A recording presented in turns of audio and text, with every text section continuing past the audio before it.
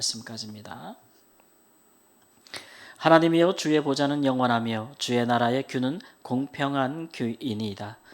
왕은 정의를 사랑하고 악을 미워하시니 그러므로 하나님 곧 왕의 하나님이 즐거움의 기름을 왕에게 부어 왕의 동료보다 뛰어나게 하셨나이다.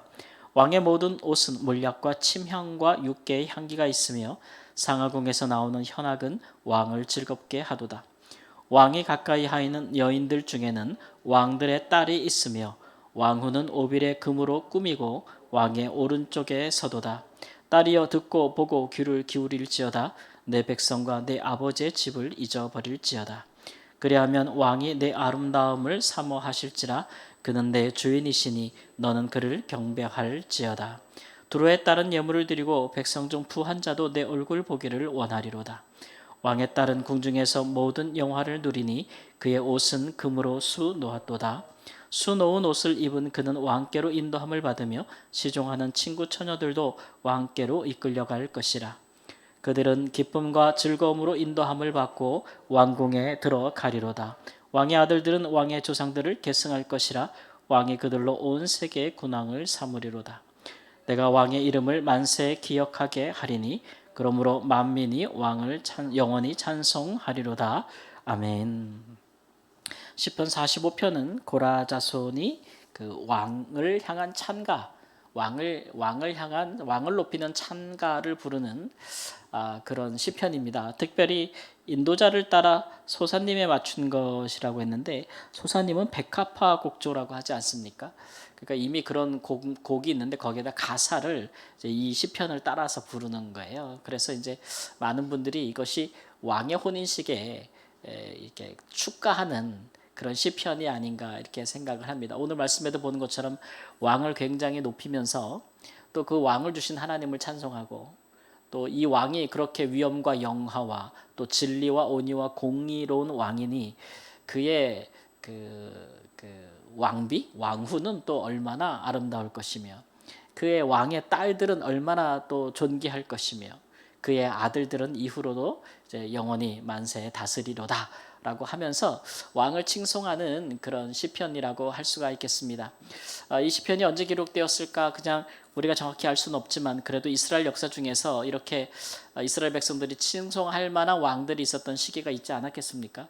우리나라 역사에도 뭐 우리가 태종타세, 문타세 쭉 이렇게 내려가면서 대왕이라고 부르는 몇 명이 있듯이 이스라엘 중에도 그렇게 있지요. 우리가 북이스라엘 중에는 찾아보기 어렵지만 그러나 남유다 가운데는 또 갈라지기 전에 다윗 왕이나 또 솔로몬의 젊은 시절이나 혹은 이제 멸망하기 얼마 전에 혜성같이 등장했던 히스기야 같은 왕이나 혹은 요시야 또 뭐 여호사밧 이런 왕들은 하나님 보시기에 선하시고 하나님의 말씀대로 통치하기 위해서 부단히 애썼던 왕들로서 그 당시에 백성들에게 굉장히 칭송을 받았고 그럴 때 이제 이스라엘 나라의 국력이 쇠퇴하거나 백성들의 삶이 피폐해지는 것을 막고 다시 부흥기를 이끌었던 왕들이라고 할 수가 있겠습니다. 그런 왕들이 통치하던 시기에 있었던 백성들은 참 복이 있죠. 그럴 때 백성들이 당연히 그 왕을 칭송하지 않겠습니까? 이스라엘 왕을 칭송하는 것은 그런 왕을 우리에게 주신 하나님을 찬송하는 것이죠. 오늘 6절 말씀에도 보면 하나님이여, 주의 보좌는 영원하며 주의 나라의 규는 공평한 규이니이다 이렇게 말씀을 하고 있어요. 왕이 정의를 사랑하고 악을 미워하니 왕의 하나님이 즐거움의 기름을 왕에게 부어 왕의 동료보다 뛰어나게 하셨나이다. 이렇게 뛰어난 왕을 주시기 위하여 그에게 기름 부으신 하나님이 선택하신 그 왕들이 우리에게 있음을 참 기뻐한다, 즐거워한다 라고 하는 것이고, 왕이 백성들이 보기에 예뻐 보이니까 뭐 왕비, 왕아들, 왕자 또 공주 다 이뻐 보이는 거예요. 우리 성도님 중에 딸들을 공주라고 부르는 분도 계신데 다 이뻐 보이는 거죠. 그러니까 왕이 잘하니까. 이런 그 나쁜 왕들은 백성들의 것을 빼앗아서 부유해지지 않습니까? 그리고 권력의 횡포를 부리고 그 다음에 그런 왕들에게서는 불의를 찾아볼 수 없죠. 자기의 힘으로 왕권을 차지한 사람들, 권력을 찬탈한 사람들은 그 과정에서도 불의하였거니와 왕으로 통치하면서도 수많은 사람들의 생명과 재산을 빼앗는 일을 서슴지 않을 것입니다. 그러나 이제 하나님이 기름 부으시는 왕들은 그 왕의 하사를 하나님이 하시는 거죠. 그렇기 때문에 그 왕권이 하나님으로부터 왔다는 것을 알기에 일단 그들은 교만하지 않고 또 자만하지 않고 그렇게 이제 겸손하게 하나님 눈치를 봐가면서 또 하나님이 행하라 하신 그 뜻을 따라서 그렇게 이제 통치하게 되는 것이죠. 그런 면에서 하나님이 선택하시고 하나님이 기름 부으시는 왕이 있다는 것은 이스라엘에게 큰 복이었습니다. 문제는 이제 이스라엘 백성들이 그런 왕을 원치 않고 자기들의 힘으로 만들어 놓은 왕, 자기들이 선택한 왕, 그런 왕을 자기들의 손으로 뽑기를 원했기 때문에 그렇게 되면 왕은 이제 누구의 뜻에 맞춰서 통치를 하냐면 자기를 왕을 만들어준 사람들, 이제 백성들을 말에 귀를 기울여서 특정한 세력과 집단에 이제 귀를 기울여서 통치를 하게 되니까 특정 집단의 이익을 대변하지 않겠습니까? 그래서 한 나라의 귀족이나 높은 사람들, 힘 있는 사람들의 권력과 이익을 대변하다 보니까 모든 백성의 왕이라 일컬음을 받기에는 공의롭지 못하고 정의롭지 못한 것이죠. 그런 것들이 세속 왕권과 당시에 하나님이 택하신 신령 왕국의 차이점이다 이렇게 할 수가 있습니다. 그런데 이런 왕이 그냥 만들어지는 것은 아닙니다. 태어날 때부터 훌륭한 왕의 제목으로 태어나는 사람은 없습니다. 훌륭한 왕들은 그만큼 하나님 앞에서 훈련을 받고 또 연단을 받고 어떤 상황에서도 하나님의 말씀대로 통치하는 일에 대한 교육과 훈련과 그만큼 시험을 거친 사람들이 훌륭한 왕이 될 수 있는 거예요. 그런 과정이 없이 누가 이렇게 훌륭한 왕이 될 수 있겠습니까? 그러므로 여러모로 이제 하나님께서 그런 왕을 하사해 주시는 것은 그 시대 그 당시 그 백성들에게는 아주 큰 축복이라고 할 수가 있는 것이죠. 우리 시대의 축복을 우리가 논해 볼 때 우리가 지금 살고 있는 이 시대에 정말 백성들이 기뻐할 만한, 좋아할 만한, 인정할 만한 그런 공의롭고 정의롭고 또 불의하지 않고 또 거짓으로 통치하지 않는 그런 통치자를 하나님께서 우리에게 하사해 주신다는 것은 우리에게 큰 복입니다. 큰 복입니다. 우리는 뭐 이때 이스라엘 백성들의 신정국가라고는 완전히 정치 제도가 다르죠. 우리는 민주주의 국가입니다. 그러니까 통치자를 누가 뽑습니까? 백성들이 뽑죠. 그렇기 때문에 백성들이 지혜로워야 됩니다. 그리고 백성들이 하나님의 뜻을 잘 분별할 수 있어야 되는 거예요. 만일 그런 일이 없다면 백성들이 뽑는 민주주의 국가에서 하나님의 백성들이 정말 하나님을 경외하고 될 만한 사람들을 뽑고 그렇지 않으면 이제 우리는 하나님이 하사해 주시는 물론 모든 권력은 하나님께로부터 나오는 것이지만 그러나 이렇게 복된 시대를 살기가 어려운 것이죠. 우리나라는 현대사를 보면은 정치 통치자들에게 굉장히 큰 굴곡이 많습니다. 그리고 불행한 일들도 많고 또 통치자가 불행하면 통치자만 불행한 것은 아닙니다. 백성들도 굉장히 많이 불행한 역사를 겪게 마련이죠. 근데 이 모든 것을 우리가 잘 살게 된 것으로 퉁칠 수는 없습니다. 성경에서 말하는 것은 잘 경제적으로 부유한 나라가 되는 것만을 목적으로 삼지 않고 오늘 말씀에도 우리가 보면은 진리와 온유와 공의 이런 것들을 이야기하고 은혜를 이야기하고 정의를 사랑하고 악을 미워하는 것 그런 것들을 이야기하거든요. 이스라엘 역사도 보면은 아합 왕을 우리가 가장 사악한 왕이라고 하지 않습니까? 근데 북이스라엘이 가장 융성했을 때가 바로 아합 왕 때입니다. 그렇기 때문에 그가 통치 권력을 오래 가지고 갈 수 있었던 거예요. 그러니까 경제적으로 부유하다는 것이 하나님이 보실 때에 정말 인정하실 만한 왕이라는 얘기는 아닙니다. 이제 우리가 그런 일들에 혼동이 없어야 되겠죠.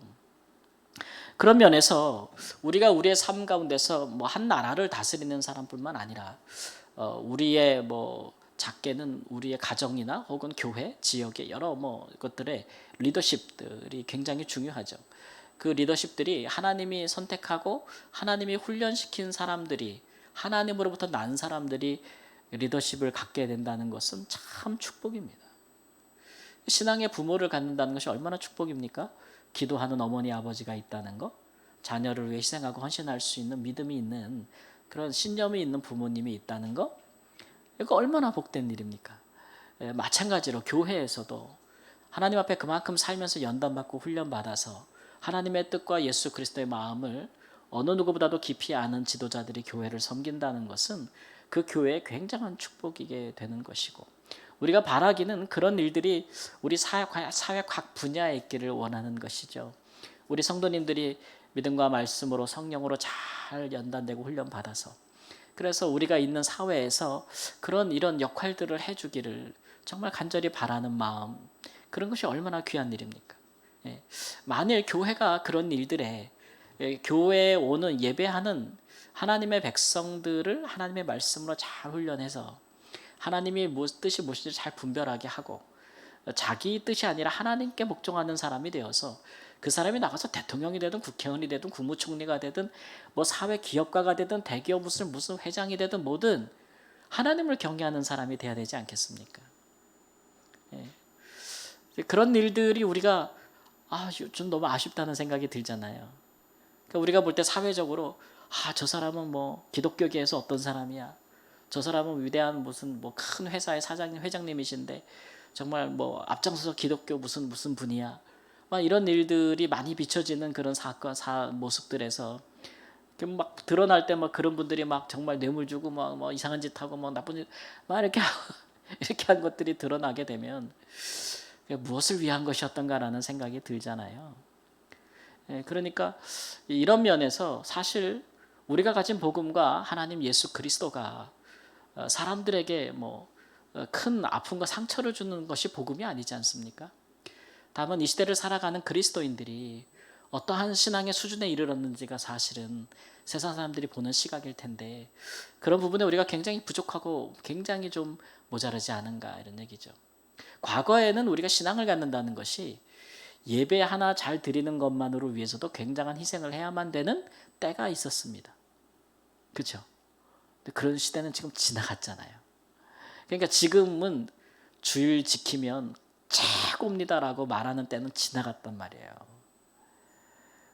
우리가 교회 나가고 예배 나가면 핍박받고 박해받고 집에서 쫓겨나고 제사 안 드린다고 매 맞고 그럴 때는 예배 드리고 절 안 하고 교회 나가는 것만 해도 대단한 거였단 말이에요. 여러분, 우리 자녀들에게 지금 똑같은 기준으로 신앙이 이거다라고 얘기할 수 있어요? 아니지 않습니까? 지금은 복음을 삶으로 살아내는 거예요. 우리의 삶과 타협하지 않고. 그런 시대거든요, 지금 우리가. 근데 우리의 신앙의 목적과 비전이 여전히 과거에 머물러 있는 것이 아닌가라는 생각이 들 때가 좀 있어요. 옛적에 잘하던 거 가지고 와서 지금도 변함없이 하니 잘한다. 그것이 전부가 되면 우리 신앙이라는 것은 성숙함이라는 것이 없지 않겠습니까? 이 시대가 우리에게 요구하는 바가 있는데 그만큼 성숙한 삶을 살아내는 것이 우리 그리스도인들에게 귀한 일인데, 정말 귀한 일인데, 그만큼 그런 일들에 깨어있고 훈련받고 또 연단받고 성숙한 리더십, 지도자들이 있어야 됩니다. 가정에도, 교회에도, 지역사회에도, 뭐 나라는 말할 것도 없고. 그런 모밭이 되는 것이 사실 교회인데, 오늘날 우리가 그런 사회에서 정말 사람들이 믿지 아니하는 사람 누구나 보더라도 정말 추앙할 수 있는, 존경할 수 있는, 저렇게 돼야 된다라고 할 수 있는 그리스도인 지도자들이 적다는 것은, 그것은 오늘날 교회가 어떤 밭인지를 지금 보여주고 있는 부분이라고 생각해도 과언이 아닐 것입니다. 그래서 우리가 이 시대에 지금 45편 시편 기자처럼 이렇게 우리에게 이런 지도자를 주신, 왕을 주신 하나님을 찬송한다라고 할 수 있으려면 우리의 모습 가운데 어떤 것들을 우리가 마음에 품어야 될 것인가라는 것이죠. 여러분 우리 또 기도하는데, 우리 뭐 예를 들면 우리 자녀들은 어떻게 살았으면 좋겠습니까? 훌륭한 하나님 나라의 리더십을 가진 지도자들이 되기를 바라십니까? 그렇게 기도하셔야 돼요. 세상에서는 내가 고생했으니 너는 고생하지 마라, 부모님 마음이 다 그렇잖아요. 근데 하나님 나라는 달라요. 나는 주의 나라를 위해서 요만큼밖에 못 살았는데, 이만큼밖에 고생 안 했는데 너는 주의 나라를 위해서 이만큼 고생해라. 그렇게 기도할 수 있어요? 나보다 더 주의 나라를 위해서 헌신하라고 그렇게 기도할 수 있어요? 사실 그렇게 기도할 수 있어야 되거든요, 우리가. 그게 사실 하나님의 백성들이 품는 생각인 것이잖아요. 우리가 거기까지 미치지 못한다면 안 되겠다. 그냥 우리가 믿음 안에서 꿈꾸는 것들이 너는 나보다 잘 살아라. 너는 나보다 부해져라. 너는 나보다 건강해라. 너는 나보다 뭐 어때. 이런 것들만 우리가 바란다면 그것은 하나님의 마음과 정말 먼 것이 될 거예요. 신앙이 한 대, 두 대, 세 대를 흘러간다는 것은 그만큼 하나님 나라에 헌신된 사람들이 나온다는 것이고 하나님 나라를 위해 살아갈 지도자들이 나온다는 얘기잖아요. 거꾸로 가면 안 되는 거예요. 거꾸로 가면. 그런 일들에 우리가 좀 의식을 가지고 있어야겠다라고 하는 것입니다. 그러니 우리의 삶의 가정과 교회에서 정말 하나님을 경외하고 하나님의 일이라면 하나님의 뜻이라면 모든 것을 걸 수 있는 그런 리더십들이 있다는 것은 굉장히 중요한 일이라고 생각을 합니다. 그러나 이제 우리에게는 궁극적으로 이제 예수님이 우리의 왕이시죠. 하나님이 많은 지도자들을 시대마다 내려주시지만 그러나 예수님만 한 분은 없습니다. 그러니까 우리 시대에 정말 너무하네라고 하는 사람들이 있을 수 있어요. 결혼했는데 배우자가 엉망진창이야. 그럴 수 있지. 교회를 갔는데 교회 지도자들이 엉망진창이야. 그런 때도 있죠. 다 있어서 나라의 대통령이 엉망진창이야. 나라가 그럴 때가 있죠. 그런데 우리는 이제 그 위에 계신 우리의 주님이신 예수님이 우리의 왕이라는 걸 알지 않습니까? 그러니까 그 왕이 통치하신다는 것을 믿기 때문에 조금 실망 덜 할 수 있고 그 와중에도 우리가 좀 소망을 가질 수가 있어요. 그러니까 우리에게 주신 사람들이 지도자들이 온전치 못하여도 우리가 우리 영원한 왕이신 예수님을 바라보면 소망을 발견하잖아요. 그리고 우리 자신을 지킬 수가 있거든요. 그런 상황에서도 직장에서 상사들이 엄청 불의하고 부당하게 나를 해도 내가 그런 것들에 대해서 굴복하지 않고 내 길을 갈 때 우리가 기댈 것은 예수님밖에 없습니다. 그렇지 않겠습니까? 예를 들면 그렇다는 거죠. 그런데 하물며 이제 우리의 주님이신 예수님이 계신데 하물며 우리에게 있는 사람들 지도자들이 정말 하나님을 경외하고 예수님을 따르는 사람들이라면 우리 가운데 얼마나 놀라운 일들이 많이 일어나겠습니까? 그렇죠? 그런 소망을 가지고 우리도 기도하면서 기도하고 또 이 시편의 기자처럼 우리도 우리에게 이러한 왕을 주신 뛰어난 왕을 주신 하나님을 찬송하는 귀한 삶의 응답이 있기를 우리 주 예수님의 이름으로 축원합니다. 아멘.